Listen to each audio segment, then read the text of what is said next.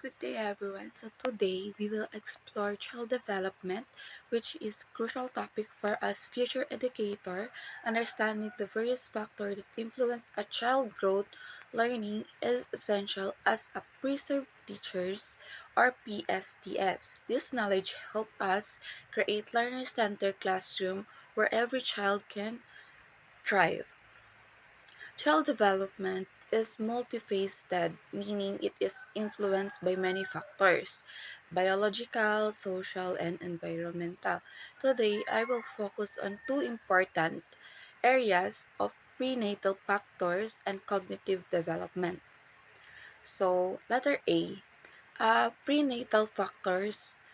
Let's start with prenatal factors. These are influences that affect a child even before birth. During the pregnancy stage, why is it important? Because what happens during pregnancy can impact a child growth, health, and even learning abilities later in life. So, one is mental health. The health of a mother, such as chronic illnesses or infection, can affect fetal development. For example, a mother will poorly control diabetes may have a baby at risk for development complication. So, number two is nutrition. Proper maternal nutrition is essential vitamins, minerals, and overall balanced diet support the baby brain development and organ formation. Lack of nutrients can lead to delay and difficulties in learning later. Teratogens, these are harmful substances such as alcohol, tobacco, or certain medication that can cause birth defect or developmental disabilities. Implication for us educator, understanding this prenatal influence allow us to recognize potential challenges in children's learning or behavior. For example, the child who had prenatal exposure to harmful substance may need additional support in the classroom. Particle application for PSD, we approach our student with sensitivity, knowing that some learning or behavioral difficulties may have biological organs. We also advocate for early intervention program or specialized education plan to support their development. So, let's move on to let's talk about cognitive development, which is all about how children think, reason, solve problem, and remember information. So, three major theories guide our understanding. So, number one is Piaget's theory. Piaget's story proposed that children move through specific stage of cognitive development, each with unique way of thinking. For example, a 4 years old might think very different from a 10 years old in how to understand world. Number two is Vygotsky, sociocultural theory. Vygotsky emphasized the importance of social interaction and culture. Learning happens best when children are supported by adults or peers in what he called the zone of proximal development. So number two is information process theory. This theory look how children take in, store, and use information. Attention, memory, and executive function development. Over time, affecting how children learn complex skills. So, knowing this theory help us design age-appropriate lesson and activity we can scaffold. Learning providing support when need and gradually help student before independent learner. Practical application in the classroom, we can encourage exploration, problem solving, and critical thinking. We can also tailor our instruction to meet the cognitive needs of student at different stage, ensuring every child can succeed. To some development, to some development, or to some understanding, child development from prenatal influence to cognitive growth is essential for us as future educator. It allows us to approach student with empathy, design affecting learning experience, and support each child's unique needs. By applying this in sync, we help children reach their full potential at academically, socially, and emotionally. Before we move on, think about this. Can you recall any child you observe whose learning or behavior may have been influenced by this factor? How might understanding this how might this factor help you support them better in future? So that's all, everyone. I hope you learn about what I tackled. So thank you. Hi everyone, I am Halik Final in A. So now I will tackle about the language development. So what is language development? So language development is a fundamental aspect of human growth, enabling us to communicate, learn, and interact with the world around us. It's a complex process that unfolds from birth, influenced by various factors, meaning language development involves the acquisition of communication skills, including receptive language, understanding and expressive language is speaking or writing. To break this down, acquisition of communication skills, this is the overall process of learning how to interact and convey messages.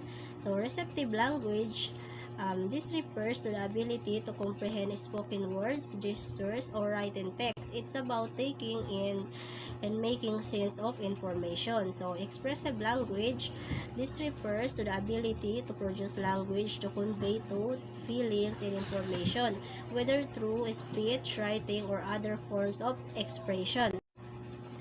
Example, a student in a classroom hears their teacher say, "Please open your book to page 30." So their ability to understand this instruction and correctly turn to the page demonstrates their receptive language skills. So when the same student then raise their hands and ask, "Teacher, can we read this part aloud?" So they are using their expressive language skills to communicate their question. In essence, language development is about both understanding what others are saying and being able to express yourself effectively. So, it's a two-way street of communication. So, let's talk about the key aspect, important factors in language development. So, these are crucial elements that significantly influence how a child's language skills grow. So, letter A, early language exposure. So, meaning early exposure to language-rich environments is crucial for language acquisition and literacy development. So, in other words, the more a child is surrounded by language from a young age, the better they learn to speak, read, and write. Example, a baby whose parents frequently talk to them, read books aloud, sing song, and describe objects and events around them. Example, look at the red car. We're eating yummy rice. So, will likely develop a larger vocabulary and stronger language comprehension much faster than a child who is rarely spoken to or read to. So, is this because the brain is like a sponge, absorbing all the language it is exposed to, thus building a strong foundation for future language skills? So, letter B, social interaction. So, meaning, social interaction and caregiver responsiveness play a significant role in language development. This highlights that language grows through interaction, especially when caregivers are responsive. Example, when a toddler points to a dog and says, "Woof," and their parents respond, "Yes, that's a dog's. Dogs say woof woof." This interaction validates the child's attempt and provides new vocabulary and context. So, it's not just about hearing language, but about actively using it and getting feedback from others that really helps a child develop their language skills.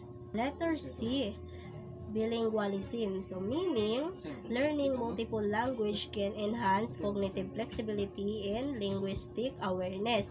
This indicates that knowing more than one language is not just a communication tool, but also a brain boosting actively. Example, a child growing up in the Philippines, Northern Mindanao, who learns both Cebuano or another local dialect.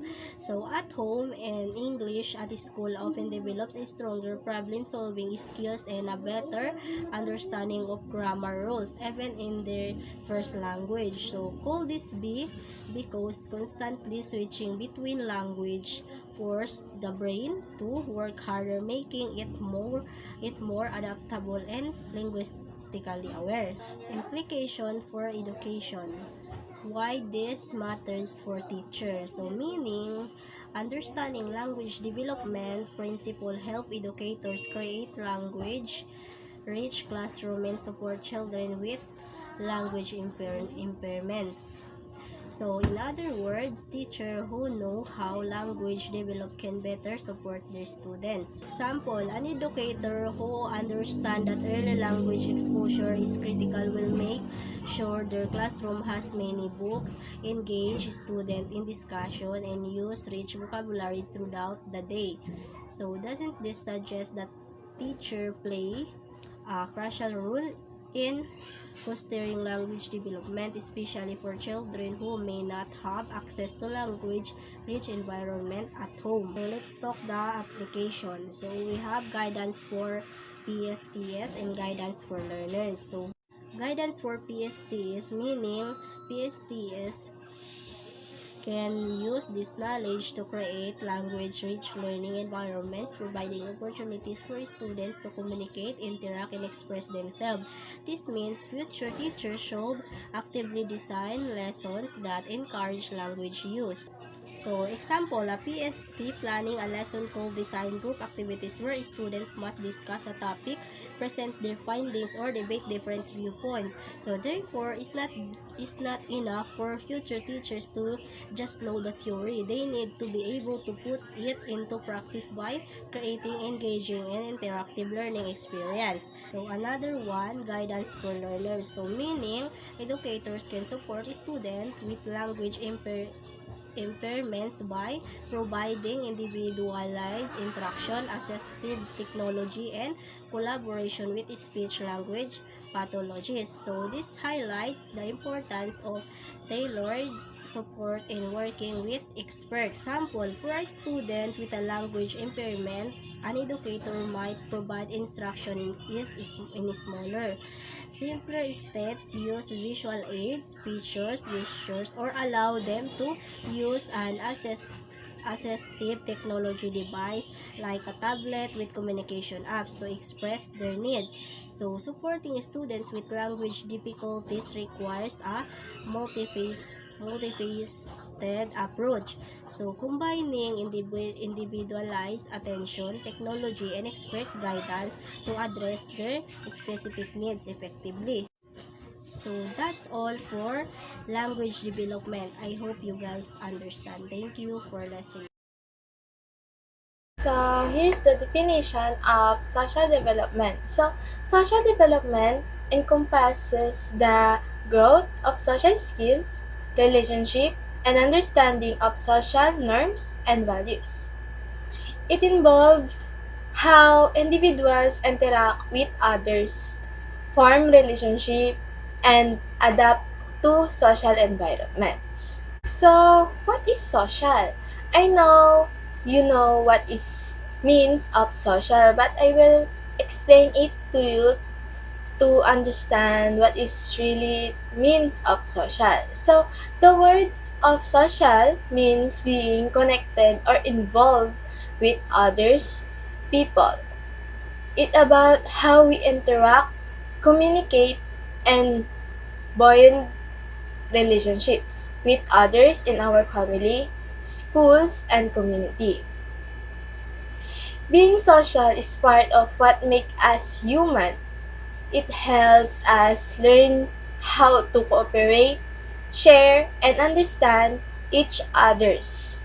feelings. So since we are done explaining the social, I will explain it to you about social development that I discussed earlier. So it includes the development of social skills such as communication, cooperation, empathy, and emotional understanding, which are essential for forming healthy relationship and functioning within society. So that is the explanation of social development. So it has three key aspects. First one is attachment theory. Early attachment relationships shape social competence and emotional well-being.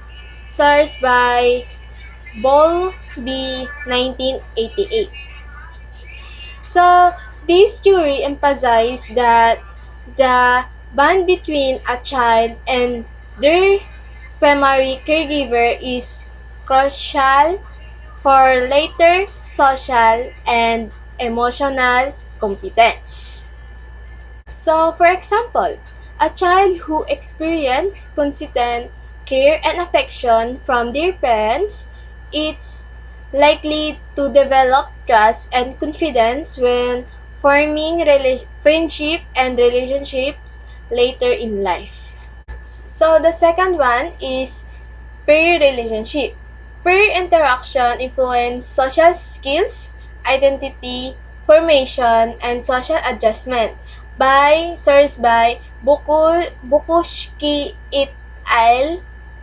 1996. So, peer interaction play a major role in developing social skills. So good day everyone. I am Alexandra Patian Concepcion from BT-led IA1B. So today I will be discussing about emotional development. So what is emotional development? Emotional development is a vital aspect of human growth, encompassing the evolution of emotional awareness, regulation, expression, and intelligence. It shapes relationships, decision making, and overall well being. So, here are the key aspects of emotional development. So, first is emotional awareness. So, when we say emotional awareness, it is recognizing and understanding emotions in oneself and others. Second, emotional regulations. Emotional regulation, managing and modulating emotions to achieve goals and well-being. Then third, emotional expression, communicating emotions effectively and appropriately.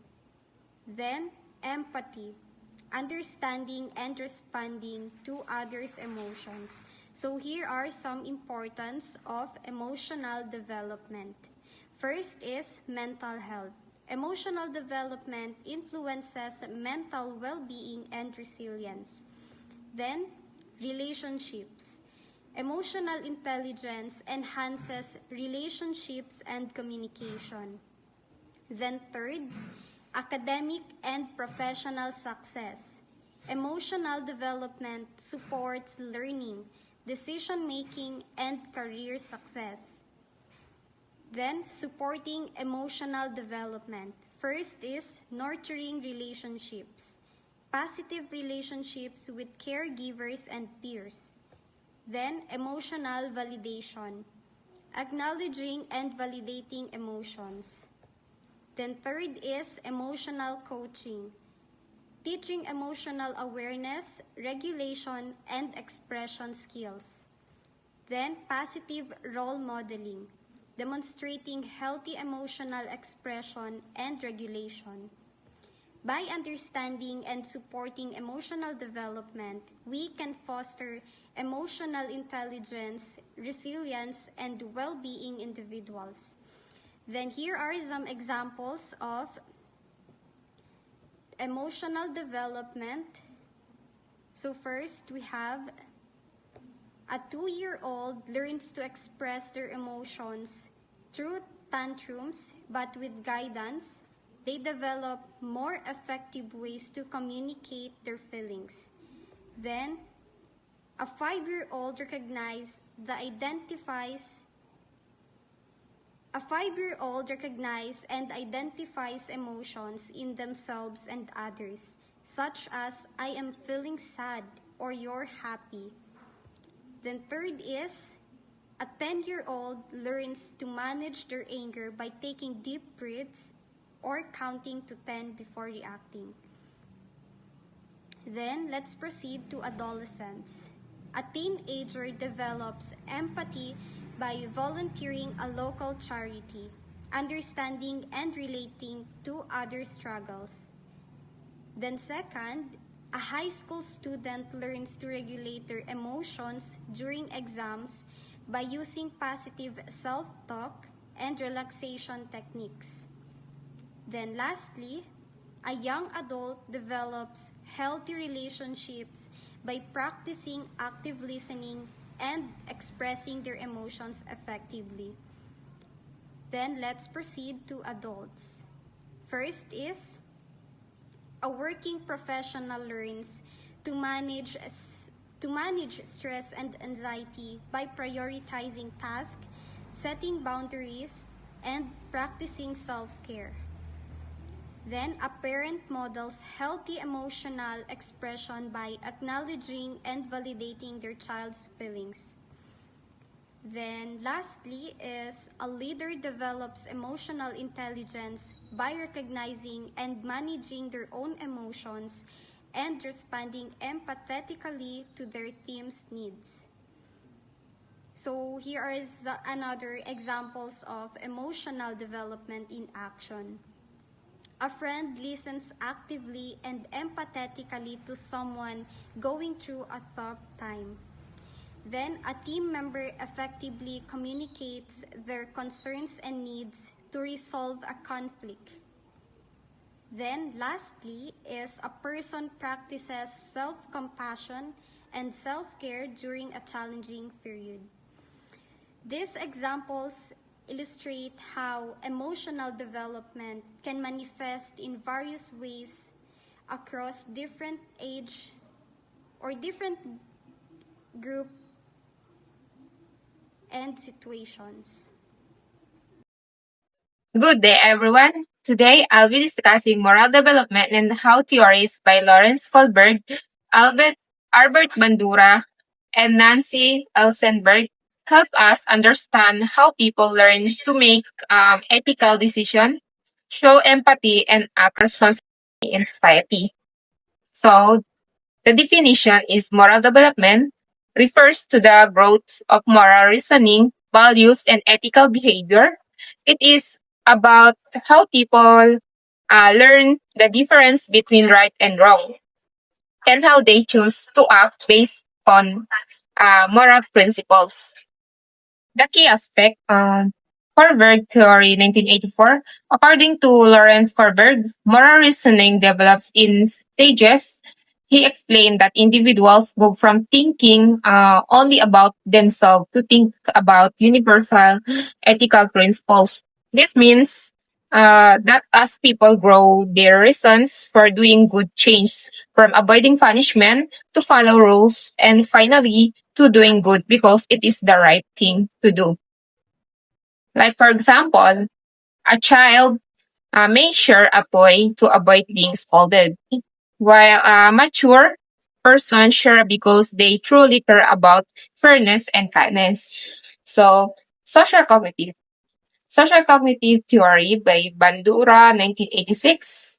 The social cognitive theory by Albert Bandura emphasizes the role of social learning and cognitive processes in moral development. It means we learn moral behavior not only by thinking, but also by observing others. When students see good examples from teachers, parents, or peers, they learn to do good as well. Empathy and Prosocial Behavior by Eisenberg 2000. According to Nancy Eisenberg, empathy and perspective taking are essential for moral decision making. When learners understand and feel what others feel, they become more caring and are more likely to help others. This is called prosocial behavior. For example, if a student comforts a classmate who is sad or helps someone is struggling, that show empathy and moral understanding in action. Implications for educators. Knowing this moral development theories helps teachers encourage ethical discussion in class, promote empathy and understanding among students, foster prosocial behavior such as helping, sharing, and cooperating teachers play a big role in modeling moral behavior and guiding students toward being good citizens. Application for pre-service teachers.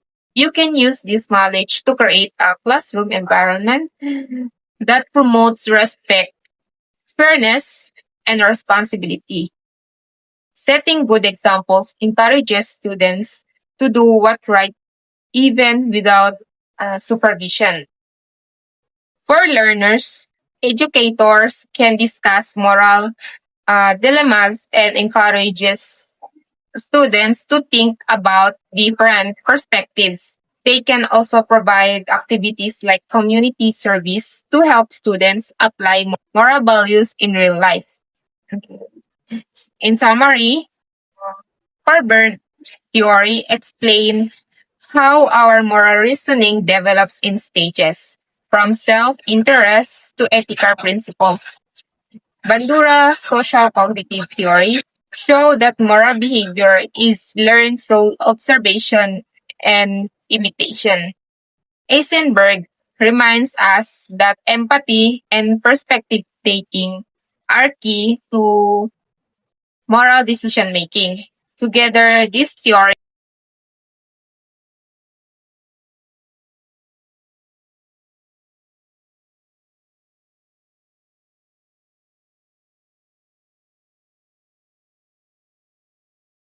in overall conclusion, child development is shaped by many interconnected factors, from prenatal stages up to cognitive, language, social, emotional, and moral growth. Each domain plays a vital role in shaping who children becomes and how they learn. As future educators, it is it is important to understand that every child development is unique and influenced by both biological and environmental conditions. By understanding these key factors and theories from experts like Piaget, Vygotsky, Bowlby, and Kohlberg, pre-service teachers can design effective, learner-centered classroom that address students' individual needs. This knowledge helps teachers become more sensitive, compassionate, and responsive, ensuring that no learner is left behind. Ultimately, understanding child and adolescents' development allows educators to go beyond teaching academics. It empowers them to nurture a whole child intellectually, emotionally, socially, and morally, helping every learner reach their fullest potential and become responsible, empathetic, and well-rounded members of society.